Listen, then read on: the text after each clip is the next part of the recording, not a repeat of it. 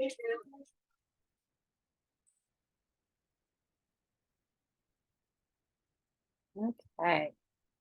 Can everybody hear me? Give me a thumbs up if you can Yep.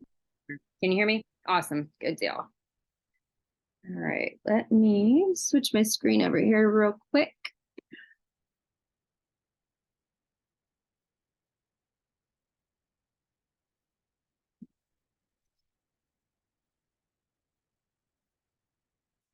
All right. So, let's see. That's what I want. That's what I want. So if you guys will do me a really big favor, I'm gonna start just by telling you a little bit about me. And while I do that, if you have your phone available, or if you're on a computer, I'm gonna put in the chat the same, whoops, it gave me the QR code, not the link. Hang on. Let me put the link in there. Maybe. My computer's not being nice to me today.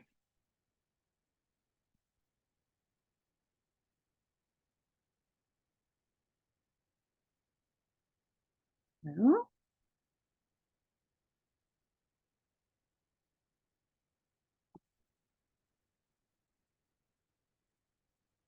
Trying to grab the link. Hang on just a second, in case you don't have some way to do a QR code.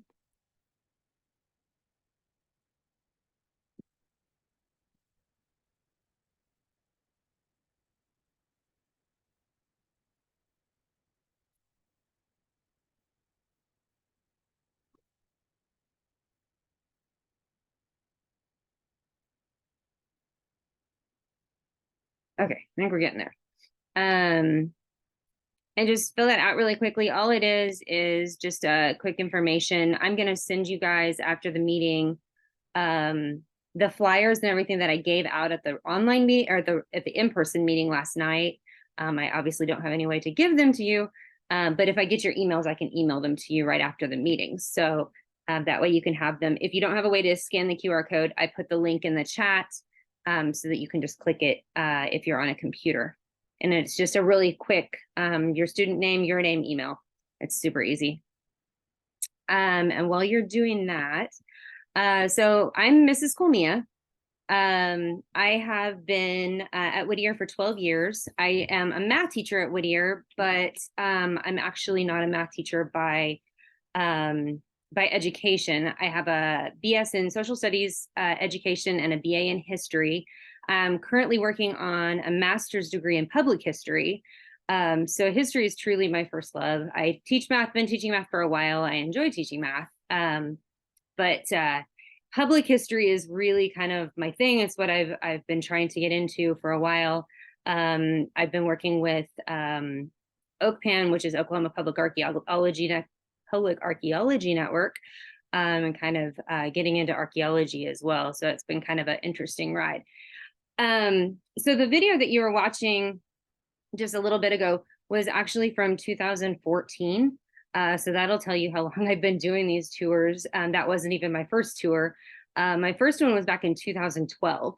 We had a couple of years off with COVID, but this year, the 2024 tour is actually my 10th tour, and the 2025 will be my 11th. We primarily take the same tour every year. I don't deviate from it a whole lot, just because it's such an awesome tour. So that's what we're gonna kind of talk about tonight and give you any information. If you have any questions as we're going along, throw them in the chat. And then at the very end, I'll go through all of those questions and answer any questions that you can think of. Sometimes it's easier if you're like, oh, I have a question, and just throw it in there really fast. I probably won't get to them until the very end. But if you think about something, just throw it in there. So why am I passionate about travel? Well, I've been traveling since I was a little girl. My parents always had us traveling somewhere. They saw the importance of it. And so it's just something that I've grown up doing. We travel, my husband and I travel as much as we absolutely can. I've been to 45 of the 50 states. I've been to 3 continents and 18 different countries. So I've been around. I am adamant that experiencing culture, by putting yourself into that culture, by immersing yourself with people that live in that culture, is by far the best way to learn about a culture, and experience it. I am absolutely passionate about experiential learning, being able to experience things to learn about them. And that's really why this tour is such an awesome tour, is because the 7th graders, I really kind of target 7th and 8th grade, although we do have kids that are freshmen that are going, so they'll sign up in 8th grade and go as freshmen. That's totally fine. We've still got some stragglers from COVID and a couple of trips that we had canceled on us. So I do have I think I have 1 sophomore going this year. Occasionally I'll have a 6th grader go with us, but primarily they're 7th and 8th graders that go. And it's really great for 7th graders to go because they go and they see all of these places that are really linked to the 8th grade U.S. history curriculum. So 8th grade U.S. history starts pre-American Revolution, and they talk about government, U.S. government, and then they go up through the Civil War and Reconstruction. Well, this tour really hits on those. And so that's one of the reasons why I chose this tour. It's also great for 8th graders because they just got done with this curriculum. And so now they're going to see those places that they've already learned about. And so they can really themselves in those conversations because they have some background knowledge. So it's really great for both age groups. And like I said, I regularly have people that sign up in 8th grade and go as freshmen too. It's not a big deal at all. So your child should travel though, because this is one, like I said, it's an amazing trip. It links directly into their history classes that they're going to have in 8th grade. And then of course they get U.S. history again in 10th grade. That goes from Reconstruction to the current. So it doesn't quite hit so much of what we're doing, but they do get another dose of U.S. history. And then of course, government in high school. Putting them in a different culture. It's funny because we think, well, we're all the United States, but it's very different in the East than it is here. The people are very different. The culture itself is very different. People talk differently. They act differently. And so that in itself is an experience. But for a lot of these kids, it's the first time that they've really been away from mom and dad for a significant amount of time. And it's definitely an experience having to live with people. They're having to live with generally 3 other students 24/7. We're on a bus with all of us for 9 full days. And so you're having to learn how to make accommodations. Who's going to get in the shower first? Who's going to get in the shower last? The boys, for some reason, don't like sleeping in the beds together. The girls don't seem to mind. So it's who's going to rotate and sleep on the floor tonight? There's also a lot of money management that comes along with this. You know, they have a significant amount of spending money that they're going to have to manage during the trip. So all of these things are really excellent life management skills that they get to learn. We also do a lot of pre-boarding before we leave on just situational awareness, paying attention to what's going on around you, safety, and those kind of things, so that those are just life skills. So that's another reason that this is a great tour, just beyond the fact that the content is really awesome. So why do we plan ahead? So 2024 is not that far ahead, but we do plan 2025. And then in the spring, I start planning for 2026, which is 2.5 years ahead of time. And there's some reasons why. Biggest reason is it gives the kids something to look forward to. The number one reason why, though, has to do with cost. The payments are really flexible if we plan in advance, and we can make it really affordable for everybody. I tell a lot of parents, if you can forego your cup of Starbucks coffee a couple of times a week, you can make this trip happen for your child. It really can be that affordable if you plan that far ahead. And then, of course, it gives us the best price available. If we're planning this far ahead, we get the best discounts with the travel company that I use. So Now we're going to kind of go into our general itinerary. This is a tentative itinerary. We don't ever get our final itinerary, but these are things that we generally do every time we go. And they're kind of the highlights, but then I'll give you kind of a list at the end of everything that we really do. So we fly out of Oklahoma City, and we fly into Boston when we leave. In Boston, we get on a motor coach. So one of the great big buses, tour buses. And from there, we travel to all around Boston. We go to New York and Gettysburg, and then from Gettysburg to Philadelphia, Philadelphia to Washington, D.C., and then we fly home from Washington, D.C. back into Oklahoma City. So you guys getting your kids to where we start and where we pick up is super, super easy. Although I will tell you, we leave usually at the 6 o'clock flight. So we're generally at the airport about 3 o'clock in the morning. So parents tend to want to carpool that one, which is totally fine. We can make that happen. Once we get into Boston, we generally hit the ground running. We get off the plane, we get out of our flip-flops, get our tennis shoes on, and we just start going. So in Boston, we do a big part of the Freedom Trail. The Freedom Trail is marked on the ground by a bunch of bricks. It's a brick walkway, and it really hits on a lot of the American Revolutionary sites that the kids learn when they're learning about the reasons for the American Revolution. So we go see the Old North Church, where they hung the lanterns to signal Paul Revere to go to Lexington and Concord. We go see Bunker Hill, which really wasn't where Bunker Hill happened. It actually happened on Breeds Hill. We go see the Granary Burial Ground, which is where a lot of our founding fathers are buried. Paul Revere is buried there. John Hancock's buried there. The victims of the Boston Massacre are buried there. So Paul Revere's house is still standing. It's one of the oldest buildings. It's the oldest building in Boston. It's one of the oldest buildings in New England. We get to go see where the Boston Massacre happened. Of course, we get to see the Boston Harbor where the Tea Party happened. We go see Boston Common. We walk by Cheers. The kids, some of them every now and again, I get one that knows which Cheers is. A lot of them don't know what Cheers are. So we also get to go to the USS Constitution. USS Constitution is the oldest commissioned warship in our Navy. It is still an active warship. So it's really kind of cool because it's an actual naval station. So the people that work there, the docents for the museum, are actually seamen in the Navy, which is really kind of fun. Fun fact, Mr. Strayer went with us one year and he's retired Navy. So I don't remember what his rank was, but when he retired, he was an officer. And so when an officer boards a naval ship, they ring you on, they have a bell and they ring you on, and then so that everybody knows that there's an officer on board, and they ring you off. Well, he of course wasn't in, he was just in regular everyday clothes, and he did not want to be rung on, and I made sure that they knew he was an officer. So he got rung on and he got rung off, and he was a little embarrassed, but it was fun.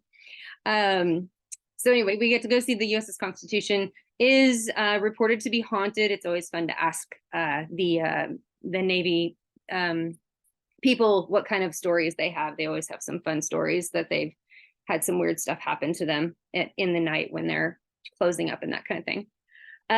So this picture is where the Boston Massacre happened. They have this beautiful circle where it supposedly happened, but what's funny is it didn't really happen there, because if they put the circle where it happened, you'd actually be in the middle of the street. So they were nice enough to put it on the sidewalk instead, so you didn't get hit by a car. And then I told you in Granary Burial Ground, we go see where a lot of the founding fathers, this is Paul Revere's grave. This is one of our own kids, one of our students that went with us one year, standing where the Boston Massacre happened. So lots of fun in Boston on the Freedom Trail. We also get to go to the Boston Tea Party Ships and Museum. This is one of my favorite. I mean, I have several favorites, but this is definitely one of my favorites. It's very active. So when we go into the museum, we get to go in and it's decked out like the Old South Church. So the churches would have been meeting houses at the same time. And so they would have had a meeting at the Old South Church prior to the going and throwing the tea in the harbor. So they go in there and they give you a card. And these cards are people who were involved in the Boston Tea Party. And so some people have talking parts and some people don't. They tell you on the card what you have to do. And they give you feathers so you can wave your feathers around, and you stomp on the floor and you get really upset and really angry because you're mad because you're having to pay taxes without representation. And then once we get all upset and mad, then we get to march out onto the wharf and we board a boat and we get to throw tea into the harbor. And we pull it back up because, we can't litter and it's like on a rope. So we pull it back up and we throw it back in the harbor again. And we do this several times before we get to go into the museum. So the museum's really neat too, because it's not just your typical museum. These kids are all standing here watching a hologram. So there are two ladies that just randomly show up in the middle of this room that aren't really there. And they talk to each other and have a conversation. One of them is a Tory and one of them is a Whig. And they're talking about who is right and who is wrong. And so as you go through the museum, there's just random things that start talking to each other. It's really neat. Behind, you can kind of see behind the kids, there are some pictures on the wall. When after the ladies disappear, they turn around and the pictures start talking to each other. So it's kind of a really neat, this museum is really cool. So there's a picture of the USS Constitution, a little closer picture. We get to board and actually go through the ship and everything. Is really kind of neat. So one neat thing about Boston and really all of the cities in the East is they have what's called ethnic islands. So in the late 1800s, you would have immigrant waves. So we have the Italian wave, and then there was, of course, in the late 1800s, 1890s, there was the wave of Irish immigrants that came over, and these people would come and they would stay in one general location within the city, generally with tenement housing, very low income housing. They would put several families together, and there's remnants of these areas that are still very strong ethnically. Well, in Boston, there is an area in Boston called Little Italy. Well, Little Italy has an Italian bakery called Mike's Pastries that has the absolute best Italian cannolis I have ever had in my life. And these kids have never had a cannoli before. Most of them have never had cannolis before or Italian pastries. And so we take them to go try something new. And generally it's one of their, favorites of Boston because it's really yummy. So we try some new stuff. So we get to go to Salem this year. This one is kind of a new thing on our itinerary. I've done this once before, but it was several years ago. So this is something that's we're trying this one out. So Salem, of course, we know Salem, Massachusetts for the Salem witch trials. This house is the House of Seven Gables. It was in, oh my gosh, I just totally lost. Who wrote the poem about the House of Seven Gables? Anyway, it was a really famous poem about the House of Seven Gables. And of course, we know that the Salem witch trials happened in Salem. So they embrace their witch culture there. There is a statue of, and I cannot think of her name for the life of me, but if you've ever seen the TV show Bewitched, if you were a 90s baby like me, we had all of the reruns of Bewitched, and they have a statue of her there, which I think is absolutely awesome. The kids have no clue who she is. But they always ask me where are the graves of the witches. So there's a huge graveyard there. They're like, where are the graves of the witches? We'll have to explain that the witches were not buried. They were witches, so they were accused of witchcraft. So they were burned. They do have a memorial there for them, but they were never given a Christian burial, so they don't have their own graves. I have never been to Salem over Halloween, but I've heard that Salem over Halloween is a hoot. It's absolutely crazy. They thoroughly embrace their witch heritage. But anyway, while we are going to Salem, we are going to be taking a ghost tour in Salem, which should be really fun. So one of the other things we do in the Boston area is called Plymouth Plantation. So not American Revolutionary here. This is about 150 years prior. But we all know the story about the Pilgrims coming over, and they land at Plymouth Rock. It's 1620, and they build their plantation. So Plymouth Plantation is set in 1627. So it's been there for 7 years after they've landed, and people are living there. They've built their own houses. They've got animals. They've got crops. They've got all this stuff going on. The cool thing about Plymouth Plantation is the people that work in the plantation are actors, and they have researched the people that they are portraying. So they know everything about them, and they take their persona, and they will not get out of their persona. And so when you go in, you really feel like you are in 1627. They talk to you like it. If you try to talk to them about anything modern, they're like, "Oh, I don't know what you mean." And they grab the kids, and whatever they're doing, because they run it like it's a town. They make their own clothes, they make their own food, they make their own houses, they have animals that they feed, they build their own crops. I mean, everything that they just run it like it's their own town. And whatever they're doing for the day, they literally just grab the kids and have them help. One year we were there and it was laundry day, and they went in and they had the kids pulling all of the bedding off of the beds and hanging it on all of the on the fences. One year they were feeding the animals when they were there, and all of the kids got to go help feed the animals. One year they were building fence, and they had kids with sticks digging post holes. And it's a lot of fun. It's a lot of fun for them to just jump in. And the picture here, they were just playing games on the side of the house.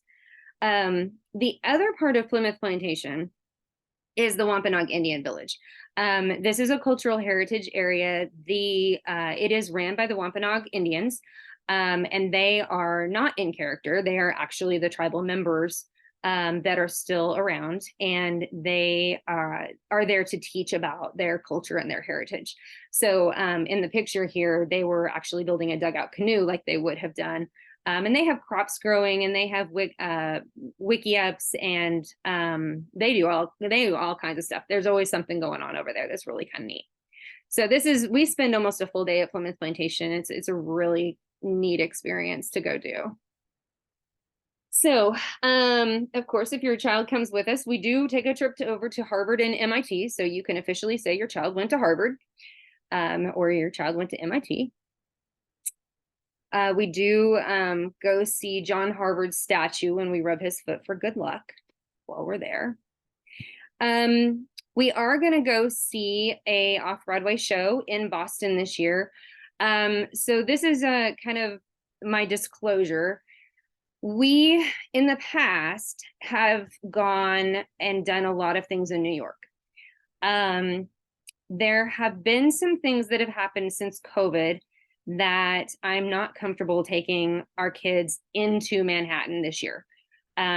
Just with the defund the police situation, the fact that the immigrant population, they've shipped so many immigrants in, the drugs are up. There are significant a number of businesses that have closed down and moved out, which has allowed homeless to come in, and it's just not the same environment that it was pre-COVID.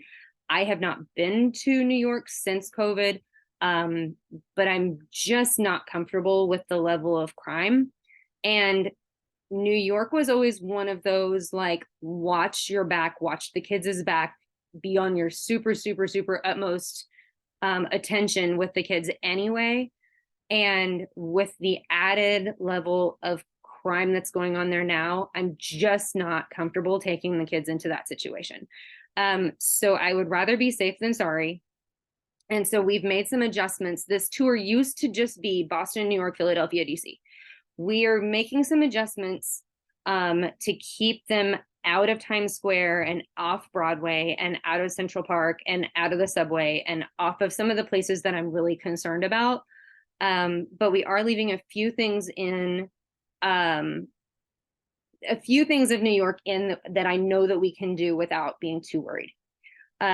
So we are going to the off-Broadway show in Boston rather than taking them into Times Square in New York. I'm just not comfortable doing that right now. My hope is by 2025, maybe some things will turn around.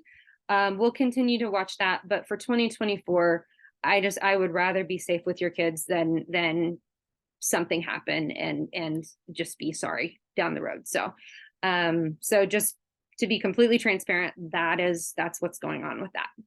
We are planning on going to the Statue of Liberty and Ellis Island. We can get to the Statue of Liberty and Ellis Island through New Jersey without actually going onto Manhattan Island. So those are two things that I'm not too concerned about. And honestly, Ellis Island is an amazing, amazing place to go. And we talk a lot about the immigrant history of the country before we go. So it's really kind of cool. We generally have a photo contest when we go to the Statue of Liberty, which is kind of fun as well. If I can swing it, and if it looks like it's safe, 9/11 Memorial is close enough to the southern tip of Manhattan Island that this is the one thing that I'm going to try to get us to do if it looks like it's safe enough to get the kids on the island. This is the one thing I really would like to do. And the reason why is because our 8th graders go to the Oklahoma City bombing memorial during WOW Week. So they will have just gone within a couple of weeks before we leave. The 9/11 memorial is fashioned after the Oklahoma City bombing memorial. They are very, very similar. There's a lot of similarities. There's some differences, but there's a lot of similarities in a lot of ways. We have a lot of ties to the 9/11 memorial because there was nobody knew when the bombings happened, nobody knew how to deal with a tragedy of that magnitude except for us. And so the New York Fire Department, the New York governor, when this happened in 2001, we were the first phone call they made. They called directly to Oklahoma City. So there are a lot of ties between Oklahoma City and the 9/11 memorial. So I really would like to take the kids here if we can swing it. So this one's kind of a maybe. We're going to try. What we are doing instead of all the things that we normally do in New York is we are going to go to Gettysburg and Antietam. I have taken the kids here before, and it is an absolute amazing experience. We get a park ranger to come on the bus with us and give us a full tour of the national park. And the ones that we've had before are really awesome, and they really lay out how the battle happened, the reasons for the battle, why it was a turning point in the war. Why was the South even in Philadelphia? A lot of people don't realize that one of the biggest wars happened in the North. And then this picture over here on the left, of course, if you've ever seen, there's a famous picture of the Civil War where there are just bodies lined up.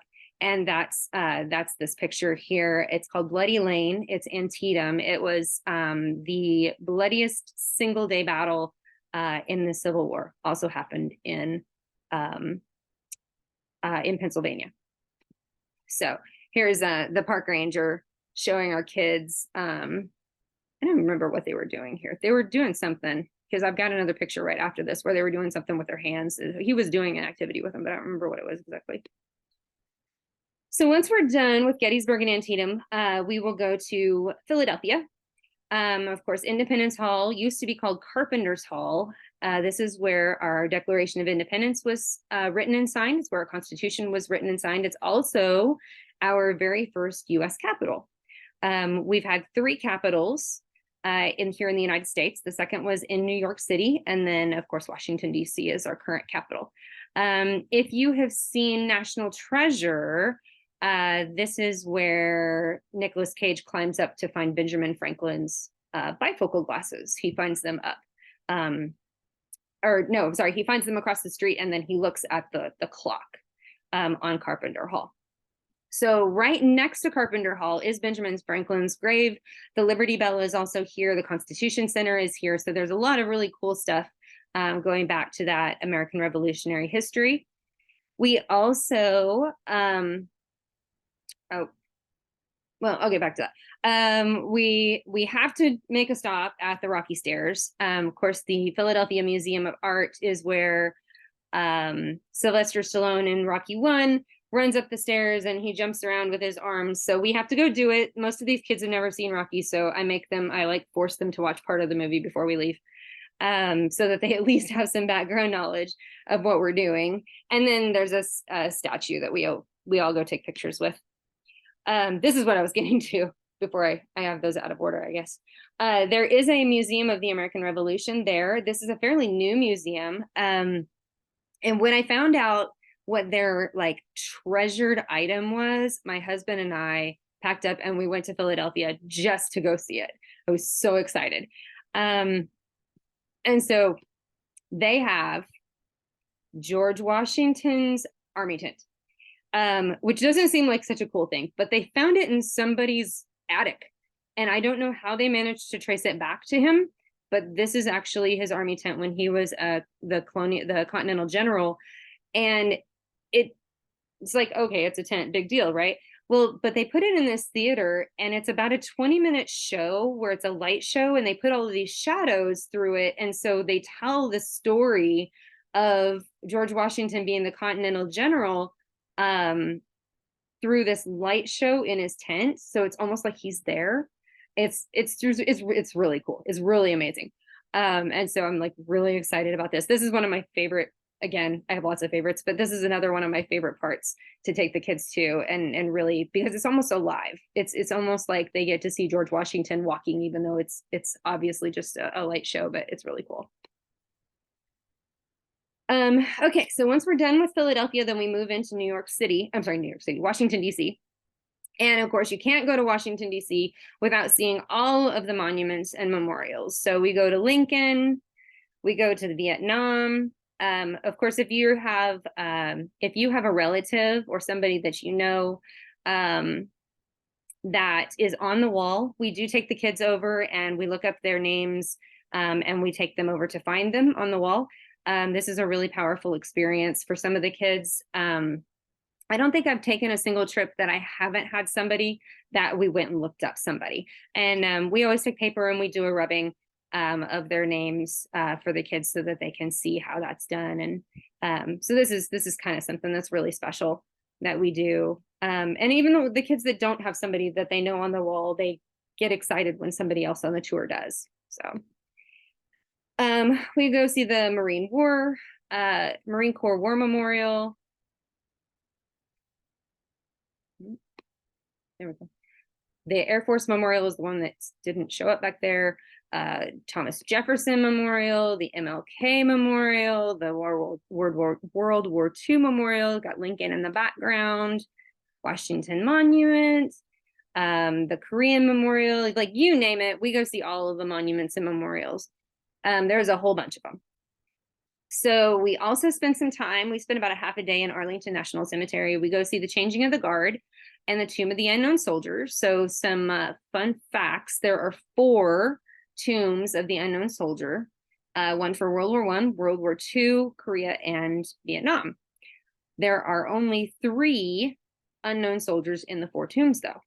In the late 80s, early 90s, and I don't know the total story, but some mom woke up one day and decided that her son had to be the guy that was in the Vietnam tomb. She was positive. She was sure she was sure it was him. And it took her about 10 years of red tape to get him exhumed, and they finally got him exhumed. And I'll be darned, they did DNA testing and it was him. So there is not a body in the Vietnam tomb anymore. We will never have another unknown soldier, thank goodness, thanks to DNA testing.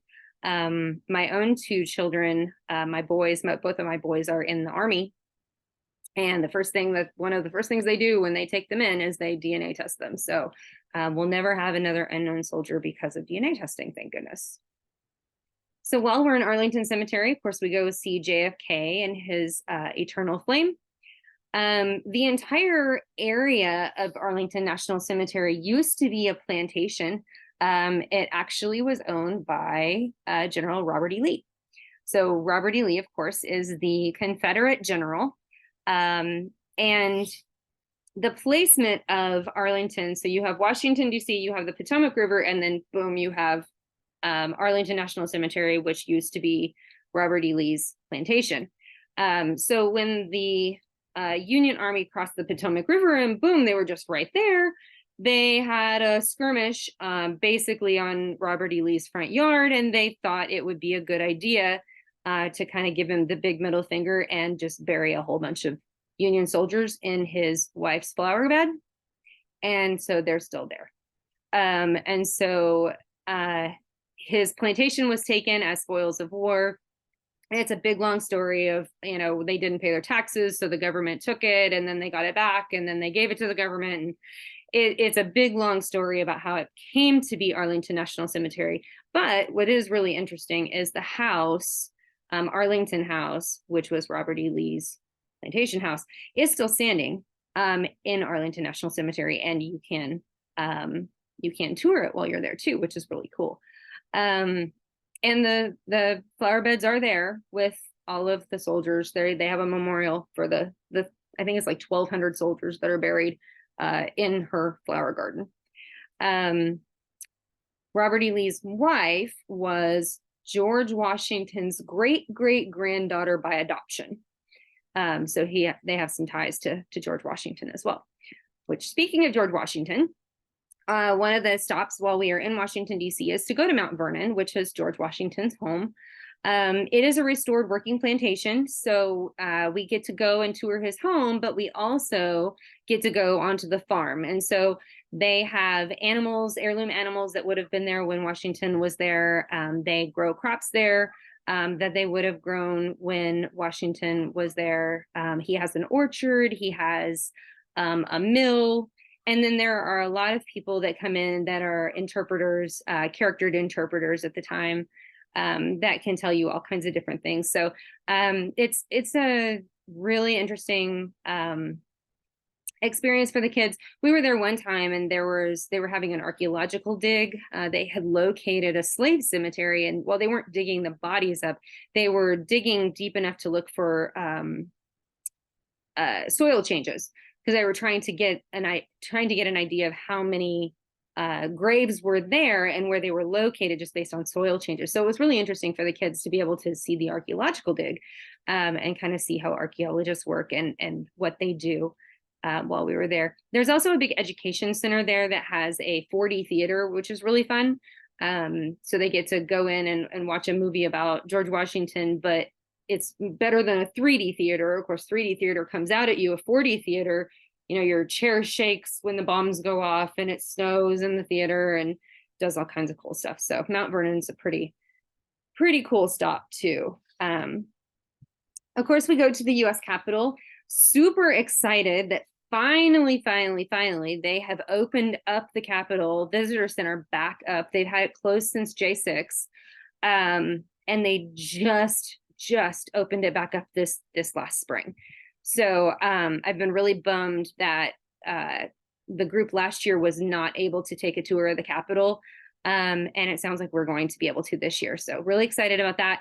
I try to call Senator Lankford and get a tour through his office, because the private tours get to go a lot of places that the public tours do not get to go. They take us into some of the historic rooms, which is really cool. So we'll try to make that happen through Senator Lankford's office. So there's a picture of the kids from one of the other tours that we've taken. And of course, we go to the White House. We can't go in the White House, of course, but we do take a picture out in front of it. What's interesting is I told you guys that this will be my 10th tour. The very beginning, if you kind of look behind the kids, you can see that there's a fence, but then there's another fence in front, and then all of the kids are on the street. When I first started taking these tours, where the kids are sitting, there were actually cars. So cars could still drive in front of the White House when I first started these tours, and then they closed the streets off. And then they put the fence so you couldn't get up to the real fence. You had a fence in front of the fence. And then last year, the group that went last year, we couldn't even get on the road. We had to be in Lafayette Park, which is across the street. Now, I was told by a parent at the meeting last night that they were there this spring and they have it open back up so you can get back up to the second fence now. So that was kind of interesting, but it's just kind of interesting that they move how close you can get. So it's always fun to look for the snipers too. There's snipers in the trees, there's snipers on top of the White House. They're kind of everywhere. So I was the kids look for the snipers, and then they always try to get the Secret Service guys that are walking everywhere around to talk to them, and they won't ever talk to anybody. So while we're in Washington, D.C., we get to go to the Smithsonian museums. Generally speaking, the kids choose air and space, U.S. history, or natural history. I've had kids in the past. I've had a few kids in the past that wanted to go to the American Indian Museum. And that's totally cool. we just kind of open it up, and whatever they want to go to, we make sure that there's an adult that wants to go with them. Last year, one of our kids, their mom called me and she said, you know, my daughter's grandfather made the sculpture that's out in front of the American Indian Museum. And I said, no, I didn't have any idea that that had any connection to Whittier at all. And she said, yeah, so he actually flew to Washington, D.C. while we were there so that he could meet up with our kids and talk to our kids about about his sculpture and his, like, how he came up with it. I also haven't had anybody ever want to go, of course, it's fairly new, is the African American History Museum. So if anybody would like to go to that, I would love to take a kid that wants to go to that too. So Air and Space is really popular. This is actually the Udvar Hazy. I couldn't find my pictures of the Air and Space. This is not the actual Air and Space that's on the mall. And then U.S. history, of course, Dorothy's slippers are almost always out. And then Francis Scott Key wrote the Star Spangled Banner to this flag, which is the flag that flew over Fort McHenry in the War of 1812. And I always find this interesting. If you count the stripes, there are not 13 stripes on this flag. There's actually 15 stripes on this flag.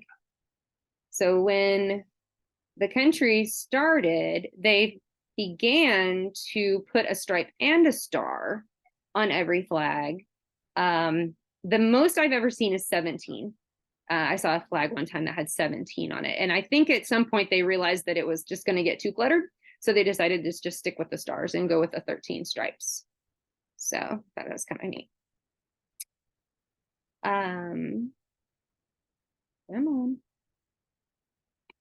The pictures are not. Okay. And then, of course, we see so much more than just what's on there. This is actually a list of everything that we will probably go see. And there will probably be even some things that aren't on there. So it's a super, super big list. Lots of things to do in 9 days. We are blowing and going the entire time. We generally get up about 6 in the morning and we don't get back to the hotels until about 9 o'clock at night. And so we walk about anywhere from 7 to 15 miles a day, depending on how much we can actually move around on the bus and how much we have to actually walk. So we are there to wear your children out. By the time they get home to you, they'll probably sleep for 3 days. So let's talk some logistics. What's included? So this is really an all-inclusive trip. There's a couple of things that are not included, but for the majority of this, everything is included. So the round trip flights out of Oklahoma City are included. We have a tour director that's with us 24/7. Their job is to run the tour. My job, along with the other chaperones, are to take care of your kids and make sure that they are safe and happy and having a good time. Our motor coach bus transportation is included. All of our hotel rooms are included. We generally stay in like Holiday Inn Expresses, Ramada Inns. Typically, they're fairly nice hotels. All of our tours and activities, entry fees, those are all included. Our chaperone ratio is 10 to 1. Now, I do have some parents that travel with us. And so generally the adult to student ratio tends to be about 5 to 1 or 6 to 1 once we add the parent travelers in there. But the actual chaperones, all of my chaperones are teachers at Whittier. I forgot to tell you, by the way, that this is not a Whittier student trip. This trip is, I think you probably noticed it on the letter that you got.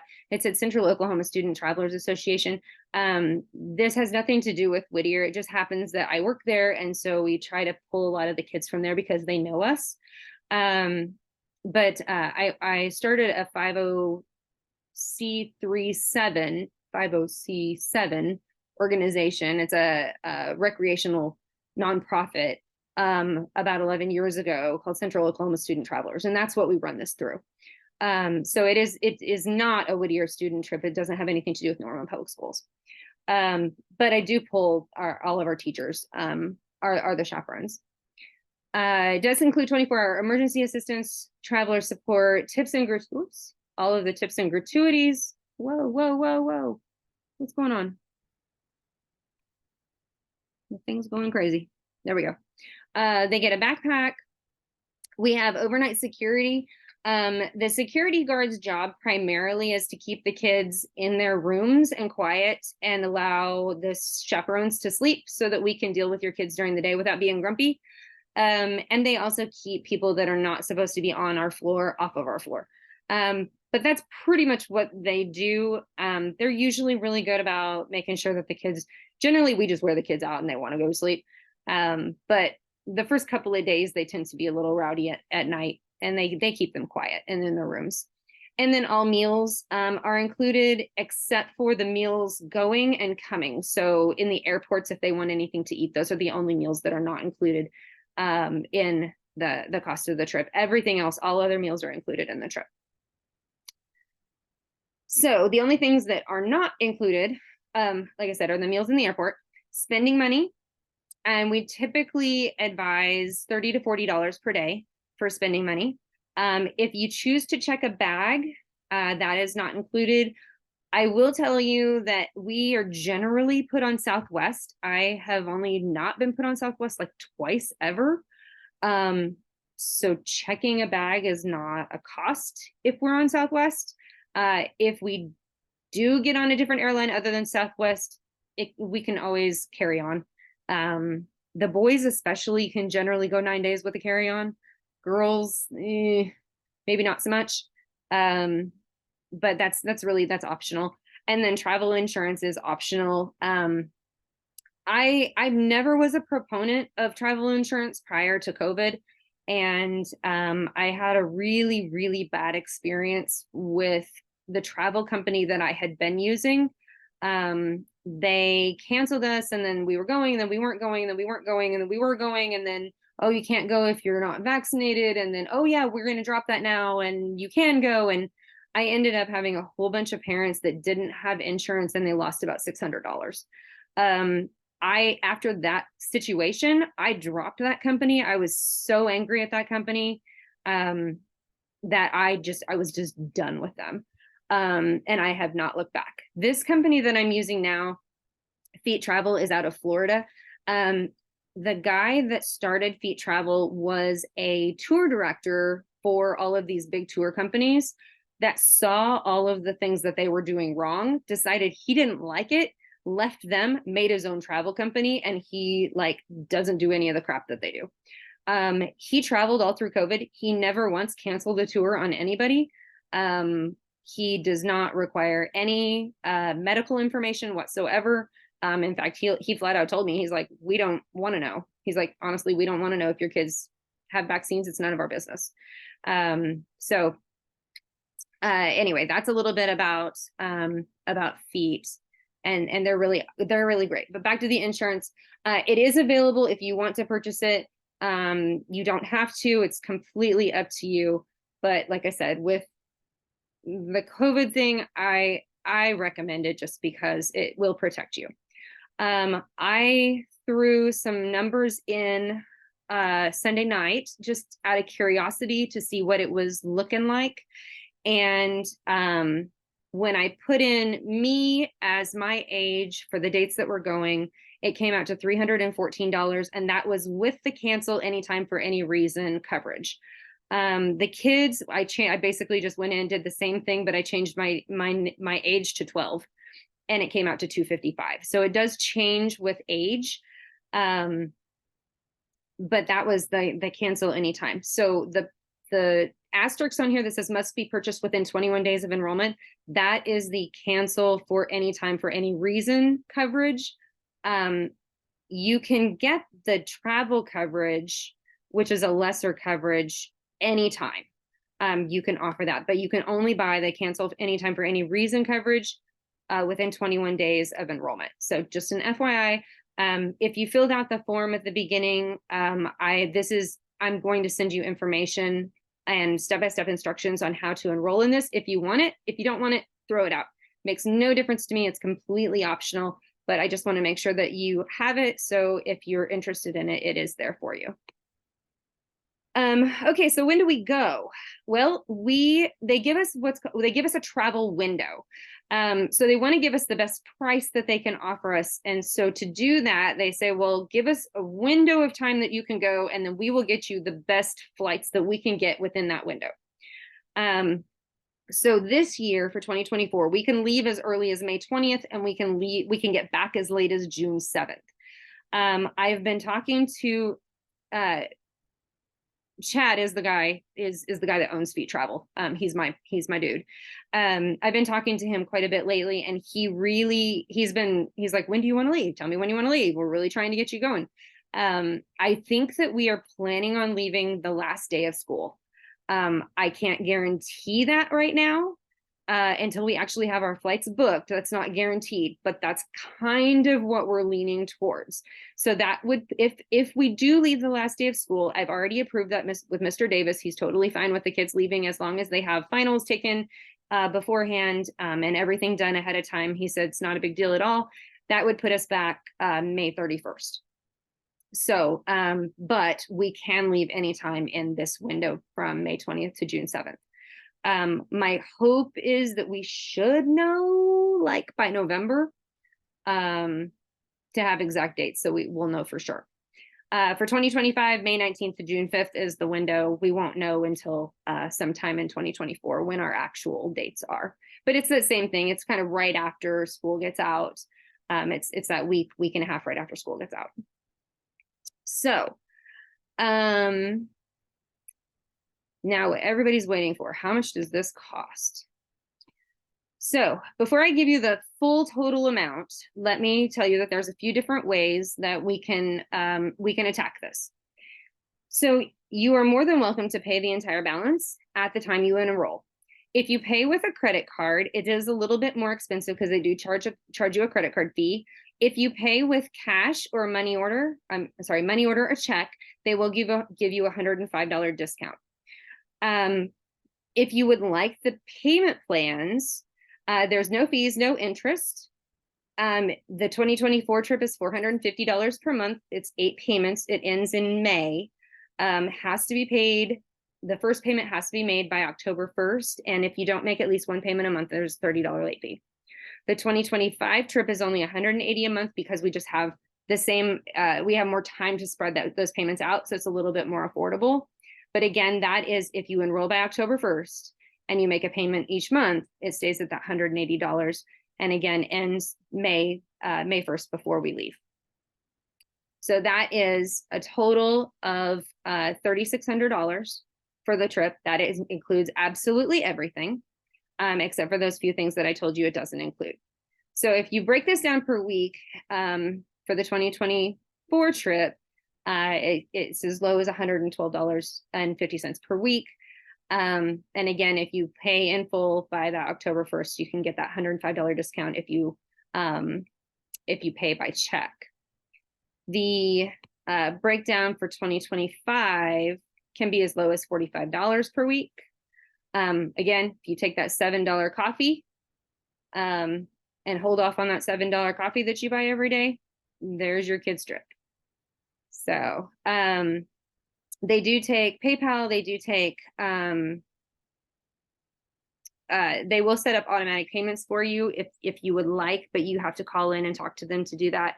They really highly recommend going to your, if you want to do the payments, that you just go to your bank's app and you can set up a bill pay on your app, and your bank literally just writes a check to them and sends it to them automatically, and you don't even have to think about it, which is how I pay a lot of my bills anymore. So if you are interested, I have 20 spots available. Currently, I have 22 kids enrolled. Well, before last night's meeting, I had 22 kids enrolled in 2024. I have 21 kids enrolled in 2025. With the adults that we are taking, the chaperones, I have about 20 spots available in each trip. I believe I have 5 that signed up for 2024 last night. So that leaves about 15 spots for 2024.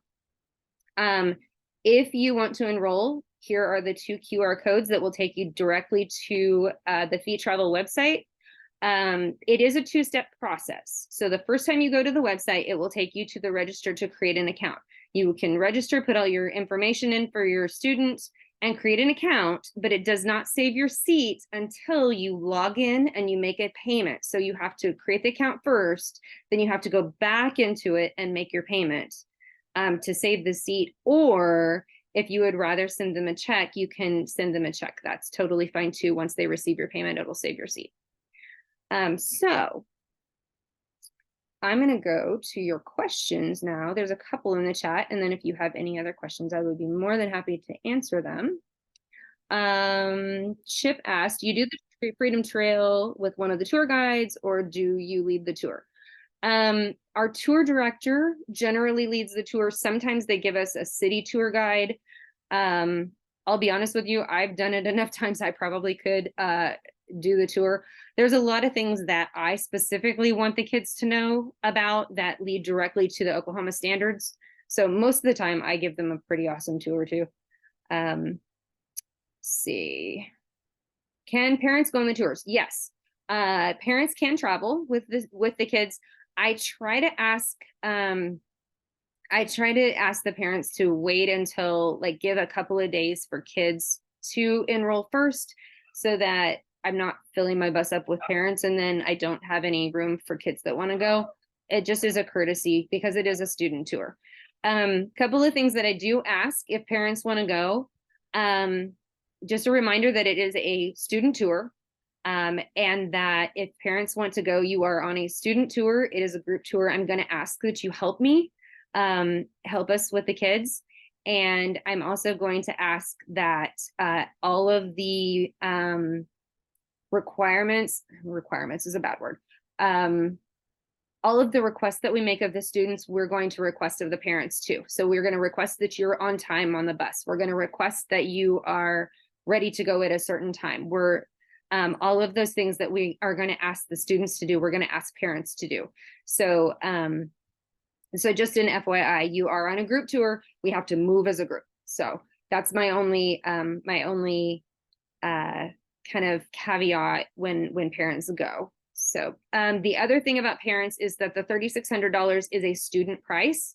It is $400 and I think it's $50 more. I think it's $450. It's either $440 or $450. I'm not 100% for sure. More for a parent, and that is because adults are roomed 2 to a room, students are roomed 4 to a room. So there is an additional cost for adults to go because of the way they're roomed. Total estimated cost, I'm guessing I answered that one. Malik asked, do kids get to choose who they are sharing their rooms with? Yes, absolutely. When I start making rooming lists, that's the first thing I do is ask the kids who they want to room with. Now, if there are 3 of them that want to room together and there's an open spot, there's a chance that I have to put another child in there with them, just an FYI. But yes, I absolutely take requests for who they want to room with, for sure. We want them to be as comfortable as possible. And if they have friends they want to hang out with, for sure, 100%. So that's all the questions that are in the chat. Do you guys have any others? Feel free to just unmute yourself, or if you want to put it in the chat, that's cool too. Any other questions I can answer for you? Oh, one other thing that I totally forgot to tell the meeting last night. If your child has a tribal card, the tribes are amazing at giving money to help fund these tours. And it really depends on the tribe. So I can't speak specifically to which tribe gives what. But I have had some tribes completely pay for the trip and give their kids spending money. I believe that was the Navajo tribe. I have had some tribes give $1,000. Some tribes give $1,500. I believe the Chickasaw is the worst, and they give like $200, but $200 is $200. So if your kid has a tribal card, talk to the tribe and request funding for an educational student tour. They will help you pay for this. So any other questions I can answer for you?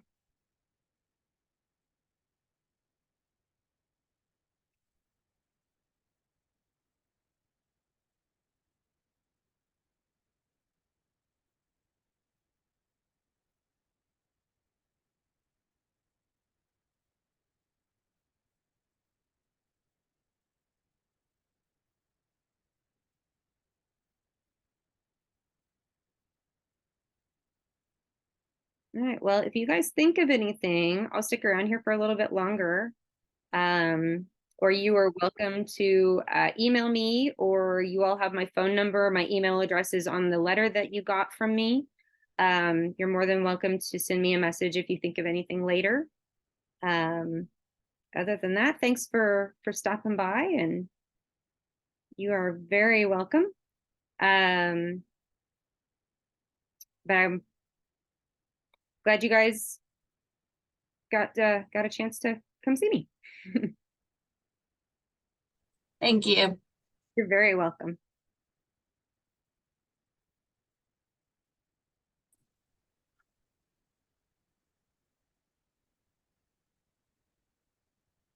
Miss Kalmia, Yes. if I'm going to pay for it in full to get the best rate, do I still need to make a payment online?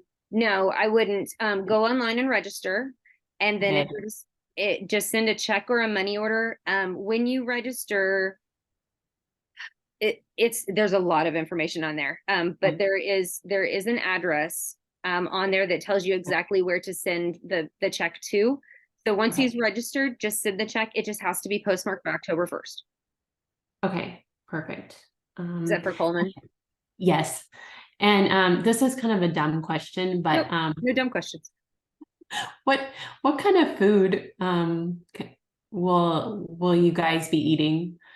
So no, it's a perfectly logical question. We eat breakfast at the hotels, and it's not just the like regular hotel breakfast. They put out an actual breakfast for our kids that has at least 2 hot items. And then there'll probably be cereal and yogurt and pastries and that kind of stuff for breakfast. So all of our breakfasts are always at the hotel. For lunch, we generally stop at some kind of a food court. So the kids are going to have multiple choices, and they will either have a voucher that will be like, these are the things that you can get at these different places, or they just give them $15 and say, here, have fun, go get something to eat. If you spend more than $15, it's on you. If you spend less than $15, you have some spending money. Dinners are generally sit down. We either go to, and it really varies. They don't generally take us to chain places. It's usually pretty local. I know, like on he gave me like a sample list, and one of them was like an Italian kitchen. One of them was a pizza place, and one of them was a burger restaurant. And that's pretty kid friendly food. And there's usually 3 or 4 choices. If there's any dietary requirements, we just find out ahead of time. I have serious dietary issues, and I've never had an issue with them making accommodations for me. Because I can't have flour, I can't have sugar, it's not a gluten thing either. So it's not like, it's not I can substitute rice flour. Like I can't have grains. Yeah, they're usually pretty accommodating. If there are food issues. Yeah, he doesn't really have any. He's just he's a pescatarian, and I say he's 13 going on 55, and he's like this sophisticated. Yeah, no, that's fine. And if we know, like I said, if we know that ahead of time, we just make sure that the restaurants know, and they will, if they need to provide something different than what everybody else is getting, they will. He's pretty easygoing. I was just curious, but yeah. Okay. Yeah, thank you so much. Yeah, absolutely.